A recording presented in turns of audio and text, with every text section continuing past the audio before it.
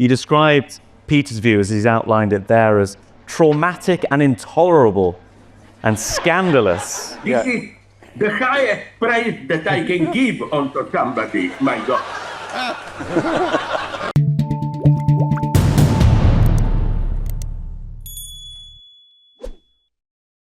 We are rational beings in a sense that non-human animals generally are not, although I don't think it's a sharp distinction. I think there's a continuum. But certainly you would say some non-human animals are not rational beings. They're more instinctive or more moved by immediate emotions and desires. But I think with us, morality has a rational component.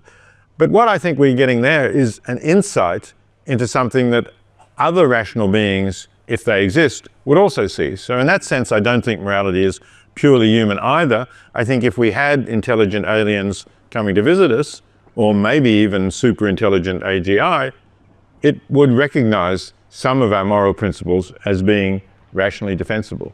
Good, let's bring Slavoj in on this point. Slavoj, I came across a quote from you recently where you described Peter's view, as he's outlined it there, as traumatic and intolerable and scandalous, whereas you're in your outline of your view, you seem very much on board with Peter and Nancy's opening remarks.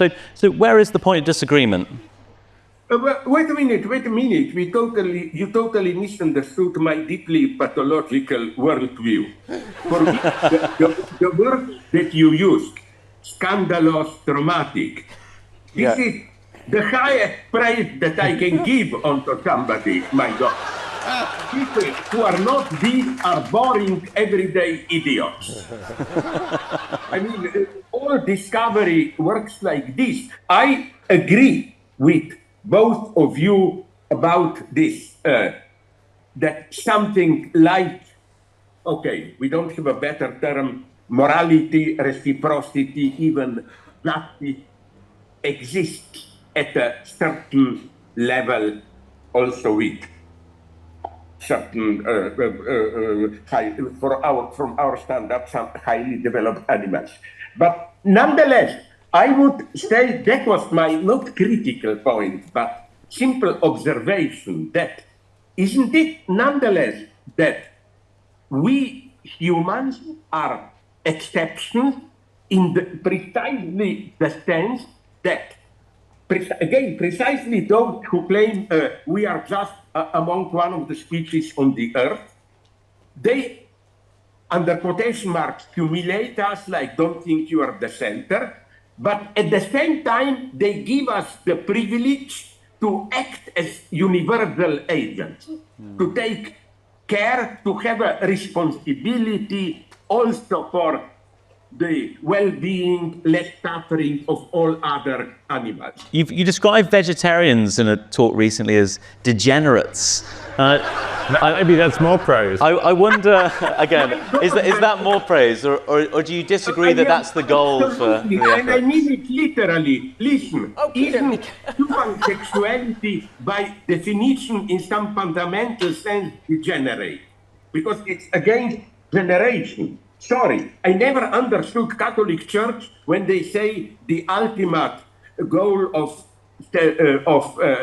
sexual act should be giving birth. Sorry, animals are doing like this. We humans have something that we call love, passion, which is much more spiritual, where it's ridiculous to say, honey, we may enjoy it, but remember, we really are doing it for a child. There's been a movement in the animal rights literature to not just argue that we owe non-human animals better treatment on our part, but to stop them from harming each other. Do you worry that this kind of rhetoric about reparations or stopping animals from harming each other is counterproductive for the movement?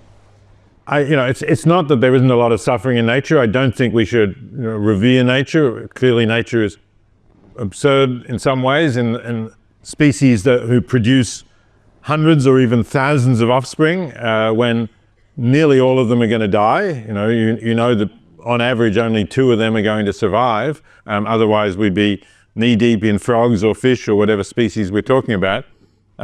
So yes, nature is incredibly wasteful, and you can certainly imagine trying to reduce the amount of suffering in it, but I don't think we really have much idea of how to do that, except maybe around the margins. You know, we can try and you can stop your cat playing with a mouse, maybe, if you see that going on. You can try to install glass where birds are not going to fly into the windows. You know, some of those things will help nature.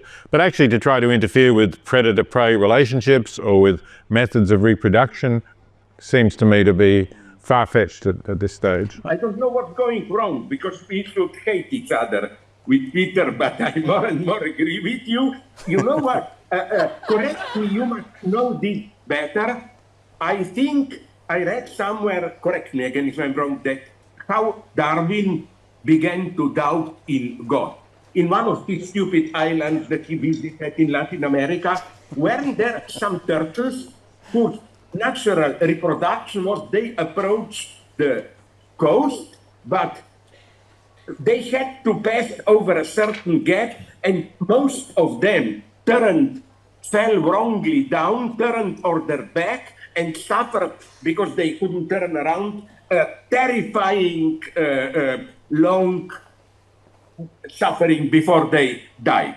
So there came some too aggressive ecologists who said, why don't we help them? So they hired locals to turn the turtles on their back. Yes, turtles survived, but their excessive survival ruined the whole balance of life in that part.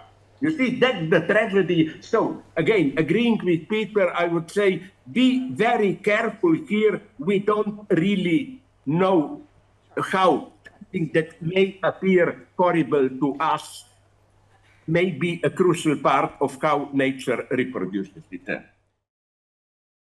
To continue watching this video, click the link in the top left or in the description below. Or visit iai.tv for more debates and talks from the world's leading thinkers on today's biggest ideas.